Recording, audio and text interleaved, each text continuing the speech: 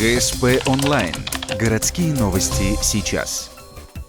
17 ноября в Ухте стартует образовательная программа «Ты предприниматель». Она рассчитана на начинающих бизнесменов. Возраст ограничен до 30 лет. Основная задача – получить бесплатные знания, как открыть и успешно вести бизнес. Лекторы приглашены из других городов. Общая продолжительность тренинга – 72 часа. Итогом занятий станет бизнес-план. Каждый начинающий предприниматель должен будет разработать его самостоятельно. Лучшие могут получить грант на развитие. Как говорит один из участников прошлогоднего семинара, это хороший старт для делового человека. Как для начинающих предпринимателей оно панацея. Там можно на все вопросы, которые возникают, практически 90% тех вопросов, которые возникают, я думаю, там начинающий предприниматель мог получить ответы. На реализацию лучших проектов впервые в 2015 году предусмотрено выделение грантовых средств. Сумма – до 500 тысяч рублей. Защита бизнес-проектов состоится 8 декабря. Оценивать проекты будет Виктор Филипчук, руководитель представительства Фонда содействия развитию малых форм предприятий в научно-технической сфере.